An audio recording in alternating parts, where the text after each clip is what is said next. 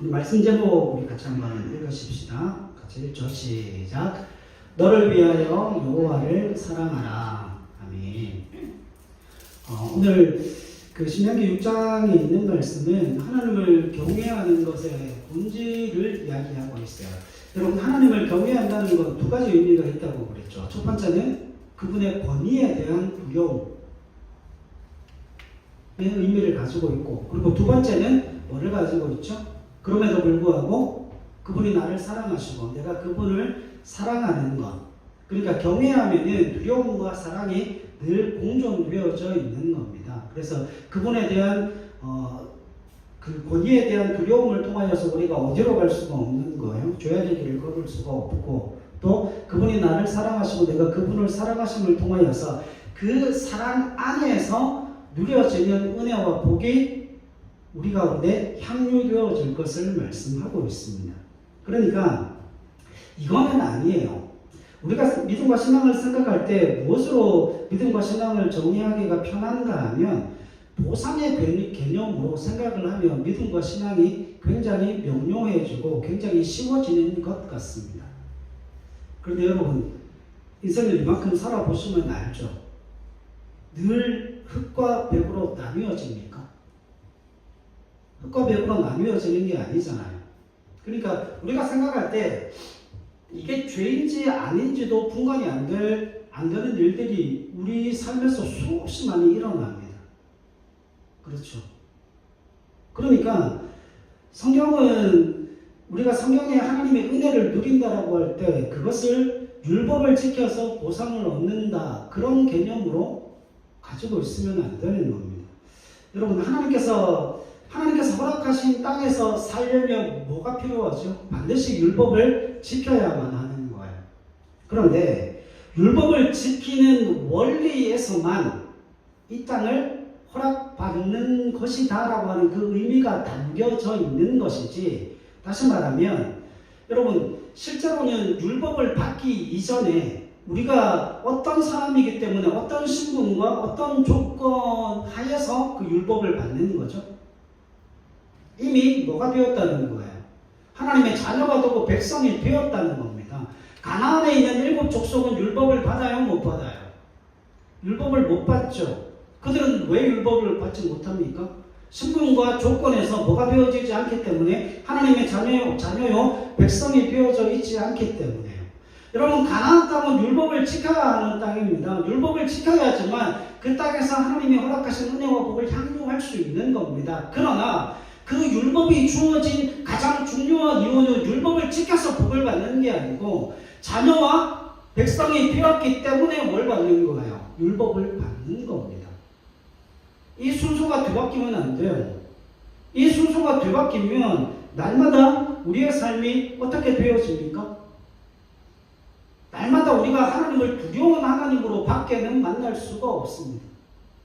내가 이 말씀을 지키지 못했으므로 하나님이 내게 어떻게 벌을 주실까? 나는 오늘은 어떤 매를 맞을까? 오늘은 몽둥이로 맞을까? 야구방망이로 맞을까?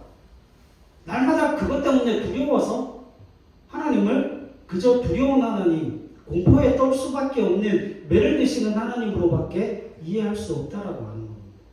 여러분, 그 자녀에게, 그 백성에게 율법이 주어진 가장 중요한 이유는 무엇인가 하면 하나님의 은혜와 복을 누리게 하시기 위한 최소한의 기준으로 율법이 주어지는 거지, 그 율법 자체를 지킴으로 복을 받고 율법을 어김으로 말미암아 벌을 받는다, 그 개념을 통하여서 율법이 주어진 건 아니라는 거예요. 그걸 정확하게 이해하실 수 있어야 합니다. 그러니까 율법은 하나님의 뜻을 따라 살게 하는 최소한의 기준이라고 말씀을 드렸죠. 여러분, 복을 받는 인생 이전에 우리가 그 복을 왜 받습니까? 우리가 그 복을 왜 받아요? 하나님이 우리를 자녀로 삼으시고 우리를 하나님의 백성으로 삼으셨기 때문이에요. 그렇지 않습니까? 그러면 여러분, 하나님의 복이 우리 가운데 주어지게 될 때 하나님이 우리를 자녀요 백성을 삼으셨기 때문에 우리에게 복을 주시고, 그 복, 하나님께서 허락하신 그 복을 날마다 누리고 향유하는 곳에서 떠나가지 못하도록 하시기 위해서 뭐를 쳐놓으시는 거예요? 울타리를 쳐놓으시는 거예요. 그 울타리가 뭡니까? 율법입니다. 그러니까 이걸 날마다 혼동하면 안 되는 거예요.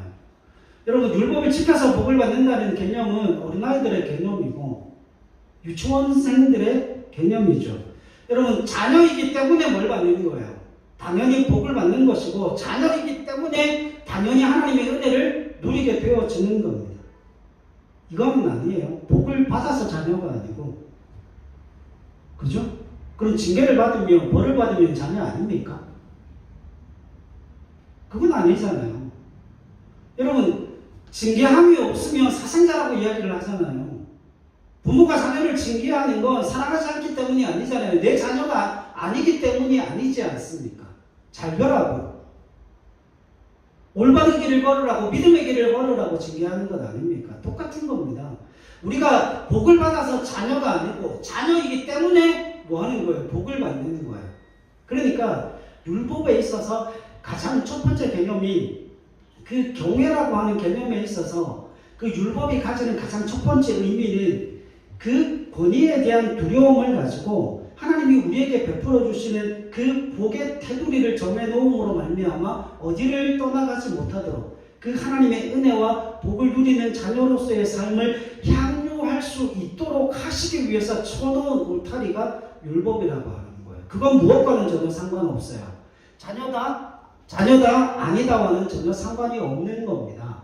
자녀이기 때문에 뭘 주시는 거야? 율법을 주시는 겁니다. 그러니까 우리 교회에 속해 있기 때문에, 기쁨의 교회에 속해 있기 때문에 우리가 20일까지 무슨 기도를 하는 거예요? 기도 선포 주간을 선포를 하고 함께 기도를 하는 겁니다. 여러분, 그걸 잊으면 안 된다라고 하는 거예요. 자, 오늘은 그 경외함의 다른 본질적인 측면을 살펴보려고 그럽니다. 두려움은 기본이에요. 최소한의 기본이에요. 그런데 하나님이 정말 원하시는 건 이 두려움보다 더 큰 하나님의 경외함의 본질이 성경에 나와 있습니다. 신명기 6장에서는 경외함이 두려움이라는 측면에서가 아니라 더 본질적인 측면에서 드러나고 나타납니다. 6장 5절을 한번 보세요. 신명기 6장 5절 같이 읽읍시다. 시작. 너는 마음을 다하고 뜻을 다하고 힘을 다하여 내 하나님 여호와를 사랑하라. 여러분, 하나님이 이스라엘 백성들에게 두렵게 나타나시는 이유 한 가지는 분명합니다. 이스라엘 백성들이 최소한 어느 편에 서 있어야 되는 거예요? 하나님 편에 서 있게 하시기 위해서요. 요즘 제 집사람하고 저하고 어제부터 시작해가지고 심히 고민과 근심거리가 하나 생겼어요. 우리 집 7살짜리 말 지지려도 안 됐습니다.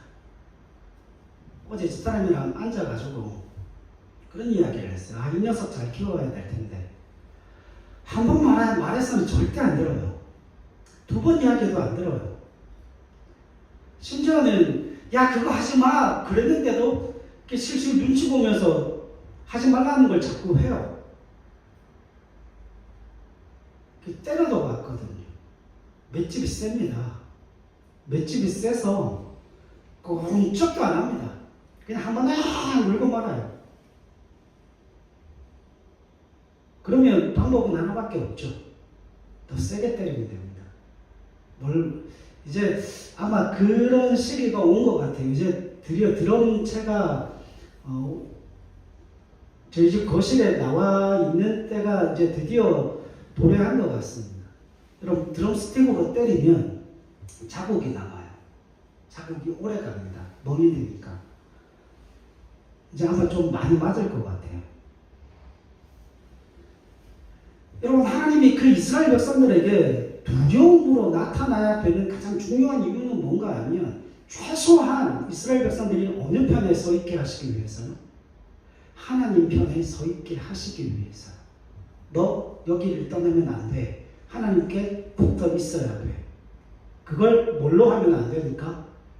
좋은 말로 하면 듣지를 않으니까 하나님의 자신의 권위를 통하여서 번개치는 구름이 엄청나게 둘러싸이고 번개가 치고 그 불꽃이 일어나는 그 상황 속에서 이스라엘아! 그러시면서 말씀을 하시는데 그 음성을 듣고 이스라엘 백성들이 다 두려워 떨죠.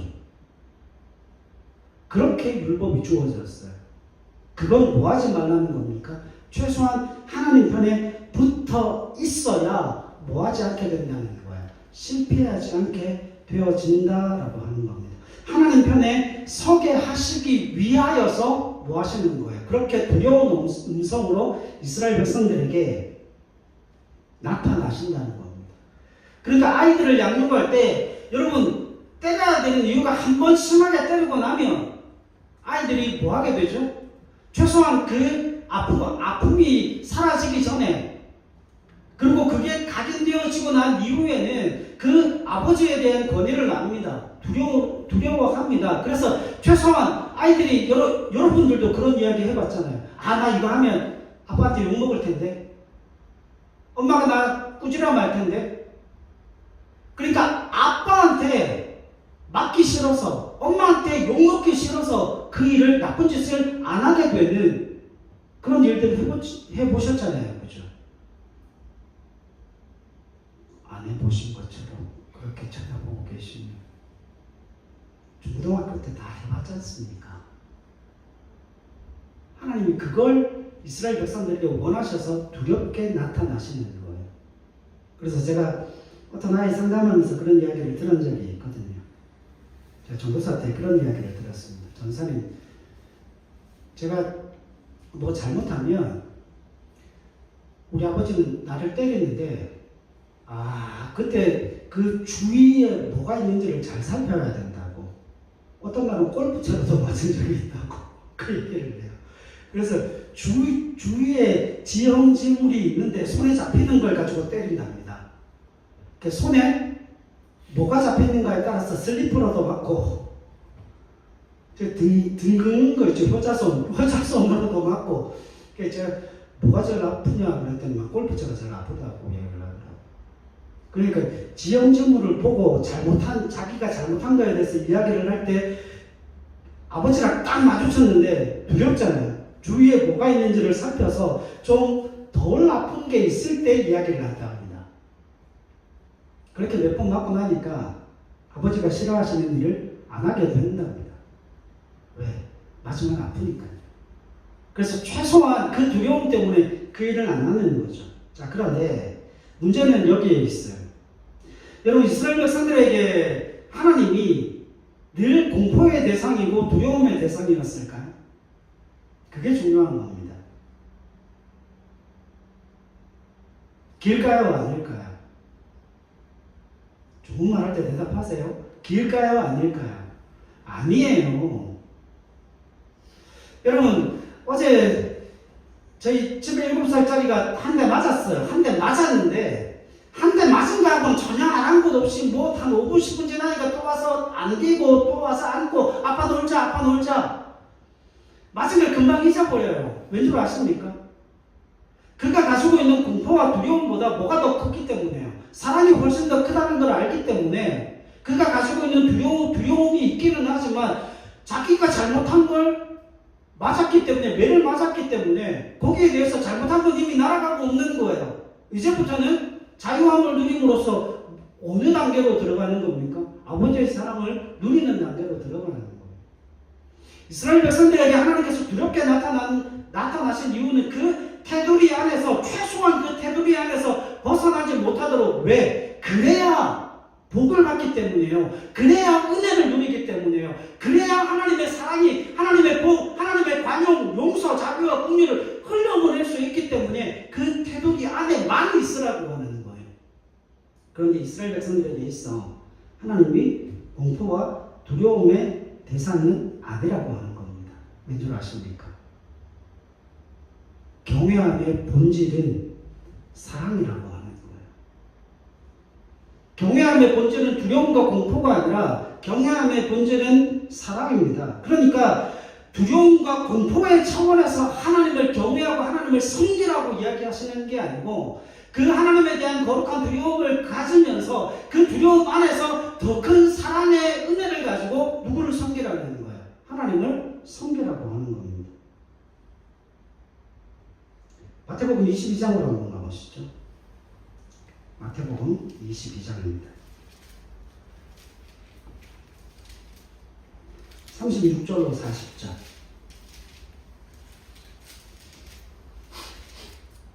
이게 계명에 관한 이야기예요. 마태복음 22장 36절로 40절 읽읍시다. 시작. 선생님, 율법 중에서 어느 계명이 크니까? 예수께서 이르시되 내 마음을 다하고 목숨을 다하고 뜻을 다하여 주 너희 하나님을 사랑하라 하셨으니 이것이 크고 첫째 되는 계명이요 둘째도 그와 같으니 내 이웃을 내 자신같이 사랑하라 하셨으니 이 두 계명이 온 율법과 선지자의 강령이니라. 아멘. 여러분, 사랑하는 것을 어떤 문제와 함께 붙고 있어요? 두려움이라고 하는 그 문제와 함께 묶고 있습니다. 왜 그와 같이 하나님께서 만들어 놓으셨는가 하면 이것 때문이에요. 여러분, 사랑만큼 간절하고 사랑만큼 무서운 게 없어요. 여러분, 우리가 예를 하나 들어보십시다. 제가 여러분들한테 이렇게 이야기를 합니다. 집사님들, 저를 위해서 생명을 내놓으십시오. 생명을 내놓으시지 않으면 제가 죽을 겁니다. 무섭잖아요. 두렵잖아요. 그러면 여러분들이 저를 위해서 생명을 내어놓으시겠습니까? 저는 그럴 마음이 없는데. 그건 불가능해요. 두려움과 공포를 가지고는 자신의 생명을 내어놓을 수가 없습니다. 그런데 아무도 들떠밀지 않았는데, 아무도 두려움과 공포를 조장하지 않았음에도 불구하고 생명을 내어놓을 수 있는 경우가 있습니다. 언제인 줄 아십니까? 여러분, 저는 제 자녀들을 위해서 제 생명을 내어놓을 수 있습니다. 내가 죽어 그들을 살릴 수 있으면 저는 기꺼이 오케이. 농담이 아니고 진짜예요. 여러분들을 위해서 죽을 수 있다? 그건 거짓말은 못하겠어요. 제가 여러분들 정말 사랑하지만 그 정도까지는 아닌 것 같아요. 그러나 제 자식은 전혀 다른 문제입니다. 우리 집사님이 웃고 있지만 그렇게 묻고 있겠죠. 나를 위해서는 죽을 수 있냐? 그러면 이렇게 물어야죠. 당신은 나를 위해서 죽을 수 있냐? 여러분, 이건 심각하게 생각해 봐야 될 문제지만 부모는 자녀를 위해 죽을 수 있습니다. 여러분, 그게 사랑의 무서움이에요. 사랑은 뭘 가능케 하죠? 불가능을 가능케 합니다. 사랑은 안 되는 걸 되게 만드는 힘과 능력을 가지고 있습니다. 여러분 잘 아시겠지만 사랑에는 여유가 없어요. 사랑에는 여유가 전혀 없습니다. 사랑에는 여유가 있을 수가 없습니다. 여러분, 자식을 키우는 부모의 입장에서 보게 되면 그 자녀들을 바라보는 그 마음이 날마다 여유롭습니까? 날마다 노심초사 아닙니까? 잘 되면 잘 되는 대로, 안 되면 안 되는 대로. 어제 군에 가 있는 내가 머리가 깨졌다고 그러는데 통화를 했거든요. 본인은 괜찮대요. 목소리도 괜찮아요. 나는 미치겠어요. 이 군대를 갔다가 탱크를 몰고 가서 처부술까? 중대장님한테 탱크 한 대 빌려가지고 세상으로 몰고 갈까? 아마 그 마음이 속에서 막 불같이 일어나는 거예요. 왜 남의 집 귀한 자식을 그렇게 다치게 하는지 예측해서 안 됐겠죠. 그런데도 자식이 다쳤다니까 마음이 너무 안 좋은 거예요. 근데 저는 큰 놈이라서 괜찮을 줄 알았거든요. 근데 아니더라고요. 속이 상합니다. 왠 줄 아십니까? 제가 그 놈을 사랑하기 때문에 그래요. 사랑에는 여유가 없어요. 여러분, 사랑을 여유롭게 하는 사람이 어디 있습니까? 그 누구도 사랑에는 여유가 없습니다. 그 사랑이 어떤 건가 하면 내 생명을 드리고 내 삶을 드리고 내 인생을 드리고 내가 가지고 있는 모든 것을 거기다 쏟아붓고 갈아넣기 때문에 거기에는 여유가 있을 수가 없어요. 그래서 하나님이 우리에게 뭘 요구하시는가 하면 두려움과 공포를 통하여서 하나님을 섬기는 것, 경외하는 것, 하나님은 그거 원하지 않습니다. 하나님이 무슨 김정일, 김정은입니까? 하나님이 원하시는 건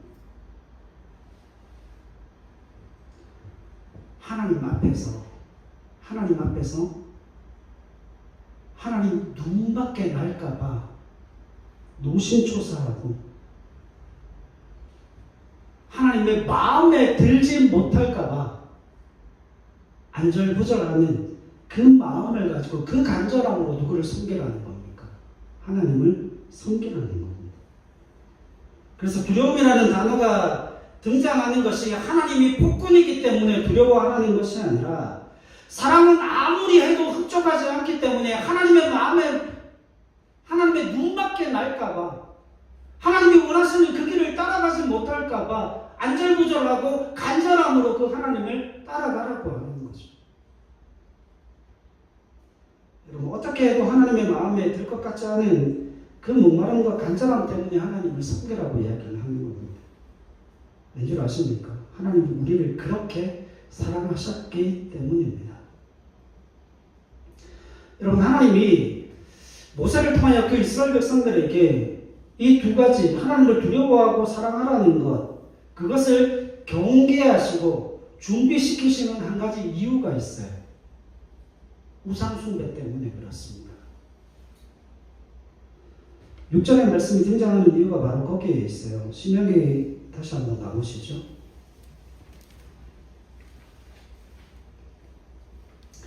신명기 6장 6절 말씀을 한번 보십시오. 읽읍시다. 시작. 오늘 내가 네게 명하는 이 말씀은 너는 마음에 새기고. 이 6절의 말씀이 등장하는 게 그들의 마음에 그 말씀을 새겨야 하는 이유가 뭔가 하면 이스라엘 백성들이 가나안 땅에 들어가서 하나님을 버리고 하나님을 배반하고 우상 숭배하는 것 때문에 하나님의 말씀을 마음에 새겨야 합니다. 그들이 새겨야 할 그 생명의 말씀이 5절입니다. 너는 마음을 다하고 뜻을 다하고 힘을 다하여 내 하나님 여호와를 사랑하라. 하나님만 홀로 하나님이시고 다른 신은 없다라고 하는 거예요. 그런데 이스라엘이 가나안 땅에 들어가서 하나님을 섬기는 일에 성공합니까? 실패합니까? 실패합니다. 그 실패의 핵심이 뭔가 하면 우상을 섬기는 거예요. 말씀 한번 확인해 볼까요? 사사기 2장으로 가보십시오. 8절로 13절은 사사기 2장 8절로 13절입니다. 읽읍시다. 시작. 여호와의 종 누니아를 여호수아가 110세의 죽음에 무리가 그의 기업의 경내 에브라임 산지 가하스 산 북쪽 딥낫 헤레스에 장사하였고 그 세대의 사람도 다 그 조상들에게로 돌아갔고 그 후에 일어난 다른 세대는 여호와를 알지 못하며 여호와께서 이스라엘을 위하여 행하신 일도 알지 못하였더라. 이스라엘 자손이 여호와의 목전에 악을 행하여 바알들을 섬기며 애굽 땅에서 그들을 인도하여 내신 그들의 조상들의 하나님 여호와를 버리고 다른 신들 곧 그들의 주위에 있는 백성의 신들을 따라 그들에게 절하여 여호와를 진노하시게 하였으되 곧 그들이 여호와를 버리고 바알과 아스다롯을 섬겼으므로. 3장 7절 말씀도 한번 보겠습니다.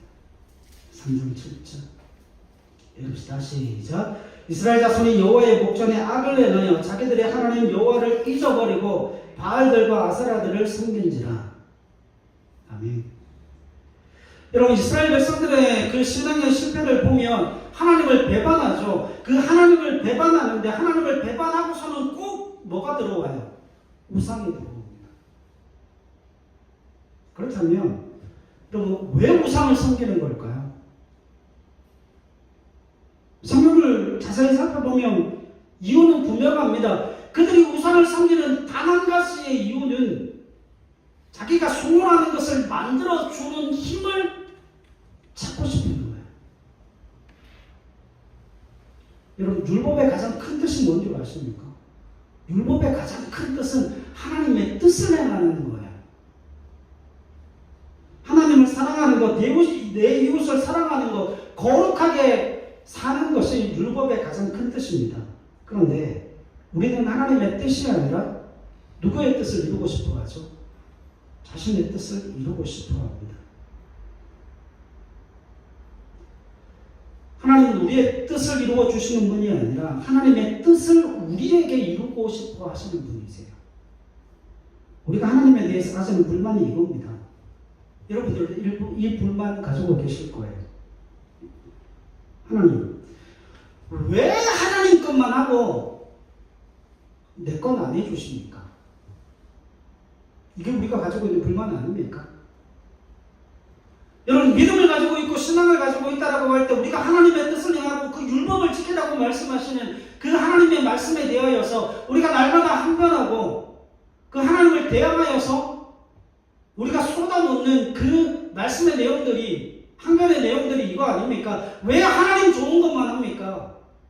내가 좋은 건 하나도 안 하고 왜 하나님을 위해서만 살라고 그러고 왜 하나님만 위하여서 내 인생에 내 생명도, 내 물질도, 내 건강도, 내 자녀들도, 내가 하는 그 모든 내 삶의 것들을 다 하나님을 위해서 살라고 하십니까? 왜 내 것은 하나도 없습니까? 여러분, 그게 우리가 하나님 앞에 항변하는 내용 아닙니까? 결국 이 싸움이에요. 믿음이 뭡니까? 하나님이 지금 이스라엘 백성들에게 묻고 있는 게 그거예요. 이 싸움의 본질은 이겁니다. 하나님의 말씀대로 사는 것이 옳고 내게 유익이고 복인가? 그게 믿음의 싸움인 거예요. 생각해 보세요. 가나안 땅에 들어가서 우리가 하나님을 위해 사는 것이 내게 100% 유익이라면 그 말씀을 따라 살 이유가 분명하죠. 그런데 왜 그 말씀대로 못 삽니까? 그 이유도 100% 분명한 것 아닙니까?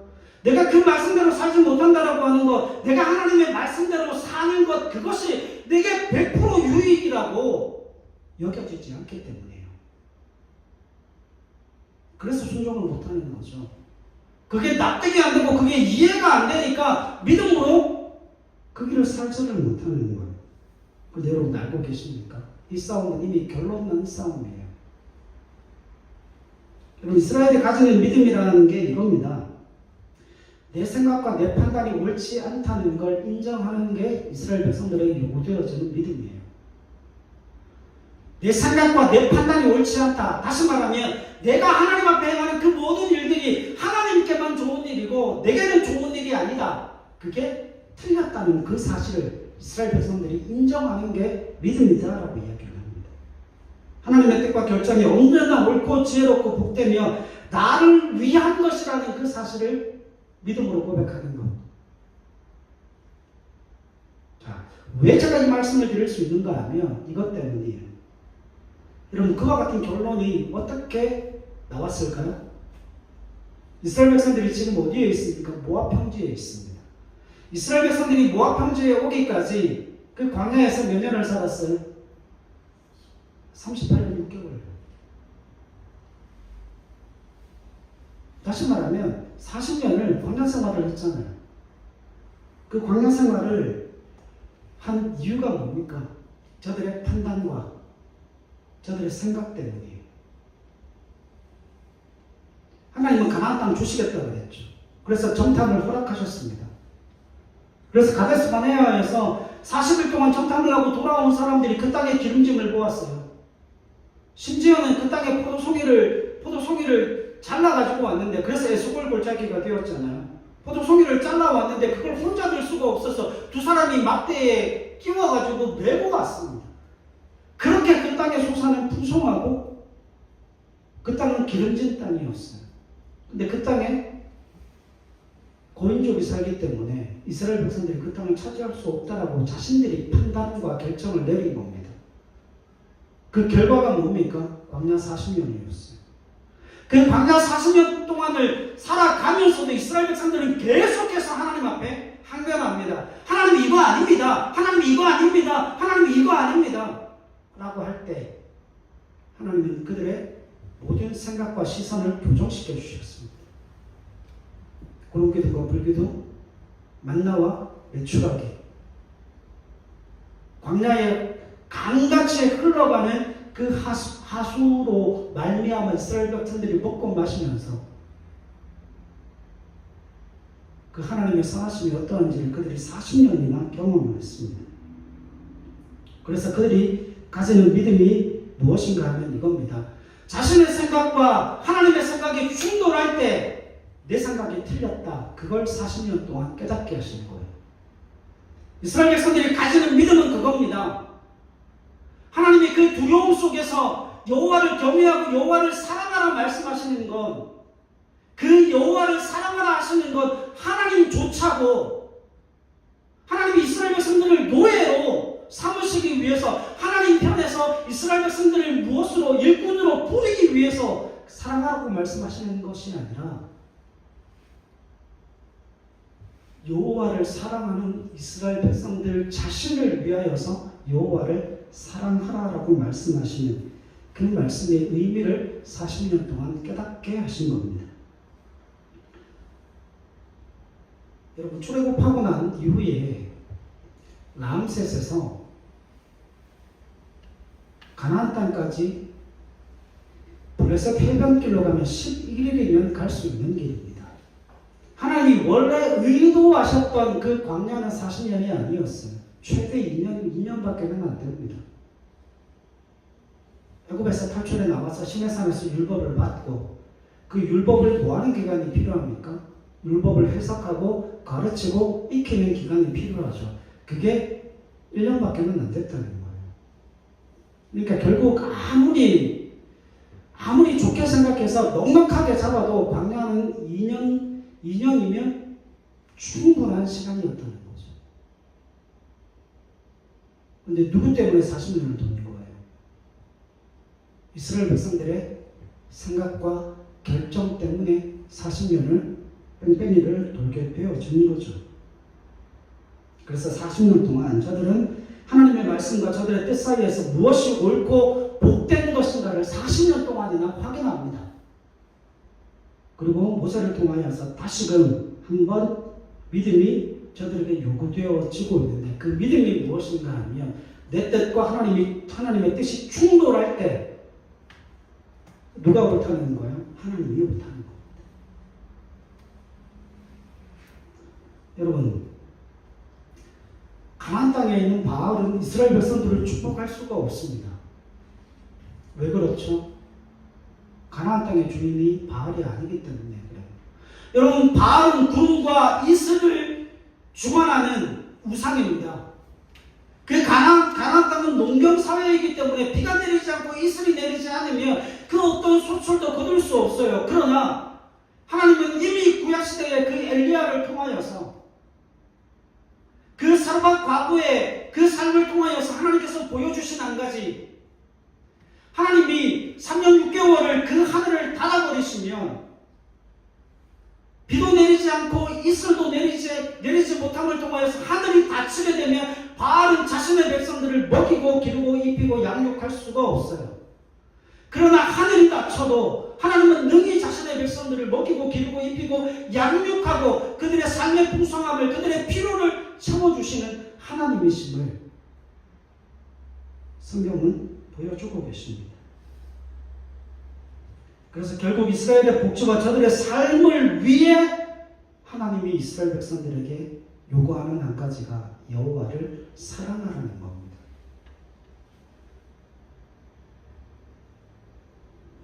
하나님의 뜻을 따라 사는 것이 여러분 나에게 유익이고 나에게 이익이라는 그 사실을 알고 믿는 게 신앙이에요.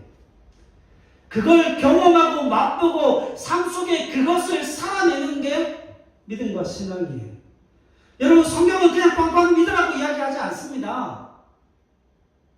그렇게 사람은 그렇게 믿음을 가질 수 없기 때문에요. 자녀들이 언제 철이 드는가 하면 이때 철이 들어요. 내 부모가 나보다 나를 더 사랑한다는 그 사실을 알 때 자녀들이 철이 듭니다. 여러분, 신앙은 언제 철들까요? 하나님께서 나보다 나를 더 사랑하신다는 그 사실을 알 때 신앙이 철이 들어요. 신명기 6장 5절 다시 한번 보겠습니다. 너는 마음을 다하고 뜻을 다하고 힘을 다하여 내 하나님 여호와를 사랑하라. 자, 이제 쳐보세요. 여러분, 하나님이 왜 이 말씀을 하실까요? 하나님이 자신 있으신 쓰다는 거예요. 이스라엘 백성들을 가나안 땅에 들여놓으시고 그 가나안 땅 모든 백성들이 다 바알을 섬기고 아세라를 섬기면서 풍요와 다산의 신을 섬기면서 그들이 풍요롭게 살 것 같지만 거기에 휘둘릴 필요 없다는 거예요. 왠 줄 아십니까? 하나님으로 충분하다는 겁니다. 하나님이 만족시켜주시고 하나님이 채워주시고 하나님께서 삶의 길을 열어주시고 하나님께서 이스라엘을 먹여주시고 그 주위의 수많은 나라와 민족과 열방들의 시기와 질투를 살 만큼 하나님이 풍성하고 넉넉하게 채워주실 것이기에 뭐하라는 거예요? 하나님을 사랑하라고 하는 겁니다. 여러분, 제가 그 이야기를 드렸죠. 제가 가지고 있는 자녀들에 대한 한 가지 꿈과 소원이 그겁니다. 자녀들에게 항복을 받아내는 거예요. 근데 그 항복은 이걸로는 안 됩니다. 두려움과 공포로는 자녀들에게 충분한 항복을 받아낼 수 없습니다. 여러분, 그 두려움과 공포는 언제 사라지게 될까요? 자녀들이 성장하고, 자녀들이 성장하면 저는 늙어가겠죠. 자녀들의 힘이 더 세지면 그 두려움과 공포는 의미가 없어집니다. 자녀들에게 어떤 항복을 받아내야 되는 줄 아십니까? 내가 네 자신보다 내가 너를 더 사랑해. 그래서 그 아이의 입술을 통하여서 정말 아빠는 나보다 나를 더 사랑하시는 분이야. 그래서 나는 그 아빠의 말씀에 순종하고 아빠의 삶 속에 있는 그 믿음의 길을 따라보는 하나님의 사람이 되고 싶어. 그 항복을 받아내기를 원하는 거예요. 여러분, 우리 하나님은 그 항복을 우리에게 받아내셔서 우리가 지금 여기에 있는 겁니다. 그 항복을 어떻게 받아내셨어요? 자신을 십자가에 죽이신 거예요. 그래서 나를 나보다 더 사랑하신다는 그 사실을 무엇으로 깨닫게 하셨는가 하면 나는 너에게 내 생명을 주었다라고 이야기를 하십니다. 그래서 믿음을 가지고 있다, 신앙을 가지고 있다, 그걸 한 문장으로 표현하면 이렇게 표현되어집니다. 너는 내 생명보다 귀하다. 그게 주님이 우리에게 말씀하시는 그 사랑의 본질이라고 하는 겁니다. 여러분, 주님이 그 여호와를 사랑하라고 하는 것, 그건 하나님 때문이 아니라 여호와를 사랑하는 이스라엘 때문에, 이 여호와를 사랑하는 나 때문에 하나님이 그 사랑을 내게 요구하고 계신다고 하는 거예요. 여러분, 하나님은 여러분들에게 그 항복을 받아내실 겁니다. 하나님으로 만족합니다. 하나님으로 충분합니다. 하나님이 우리의 삶의 길을 여십니다. 하나님께서 우리에게 담배를 내리시고 은혜의 풍성함을 내리시고 우리에게 삶의 길을 열어주시고 소득을 지켜주시고 믿음의 가정, 믿음의 자녀들의 삶의 그 모든 길을 하나님 지켜주심으로 말미암아 우리 하나님이 인도자가 되어주신다라고 하시는 그 항복을 하나님이 우리에게 받아내실 거예요. 우리가 어디를 벗어나지 않는 한, 하나님이 말씀하시는 그 율법의 테두리를 벗어나지 않는 한, 하나님은 그 안에서 우리에게 항복을 받아내야 마실 능력의 주님이심을 말씀하고 계십니다.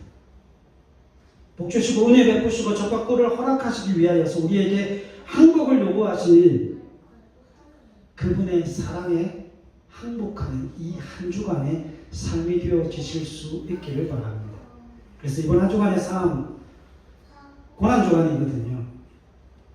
예수님의 고난을 묵상하시면서